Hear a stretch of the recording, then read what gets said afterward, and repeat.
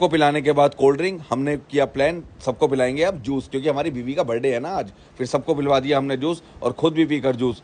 हमें फिर ढाका जी ने जो बात बताई, भाई साहब हमारे पैरों तले जमीन खिसक गई। ढाका जी ने बोला मेरी गाड़ी में कोई भी ना लाइटर ही ना गाड़ी हो रही स्टार्ट।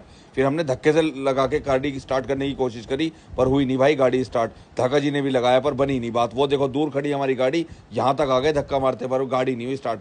कपड़े भी हो गए गंदे। फिर ढाका जी ने कंपनी से लड़के बुलवाए, कंप्यूटर लगा के उन्होंने गाड़ी कर दी स्टार्ट। और फिर सारा दिन हमने ढाका जी के तो गाड़ी इधर से उधर भगाई, उसकी तो बना दी हमने रेल, अब नहीं होगी कभी भी बंद। फिर हम पहुंचे बीगीज, वहां पर ऑर्डर करा हमने अपना डिनर और इतने में आ गई थी हमारी गार्लिक ब्रेड।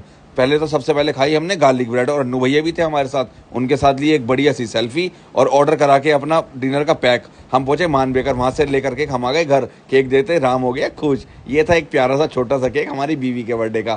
फिर नैना और राम ने करा केक कट, उसके बाद अपने हाथों से खिलाया बर्थडे गर्ल को केक, राम को केक और राम की दादी को केक। उसके बाद किया हम सब ने डिनर, मलाई चाप, पनीर लबाबदार, नान और सलाद। और आज के हमारे काउंट होते हैं 12,070। जय हो।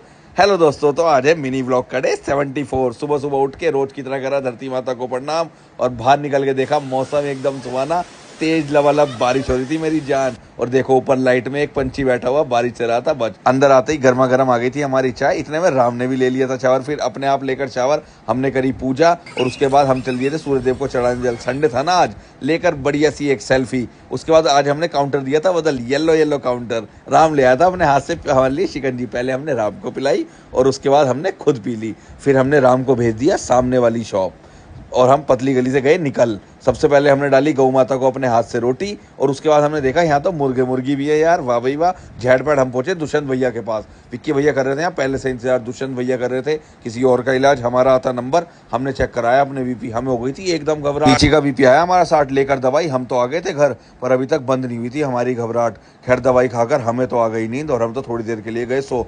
दोपहर में उठते ही हमने फिर पी शिकंजी। दुष्यंत भैया ने कहा था जितना लिक्विड लो उतना ही तुम्हारे लिए बढ़िया है। इतने में आ गया था डिलीवरी बॉय देने हमारी डिलीवरी, लेकर अंकल से पार्सल। हमने अंकल को ऑफर किया पानी, भाई अंकल तुम भी पियो गर्मी बहुत है। हमारा आया था बेला बेटा परफ्यूम।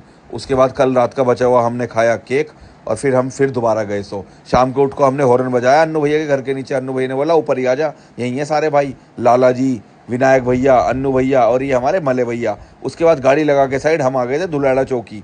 इसके साथ ही है पंडित ढाबा, वहाँ जाते ही मिले हमें नितिन भाई और ये हमारे ढाका जी अर्जुन और हमारे अन्नू भैया और ये आपका स्मार्टी भाई। हम करने आए थे यहाँ डिनर। डिनर में था दाल मखनी, पनीर लबाबदार, सलाद और नान।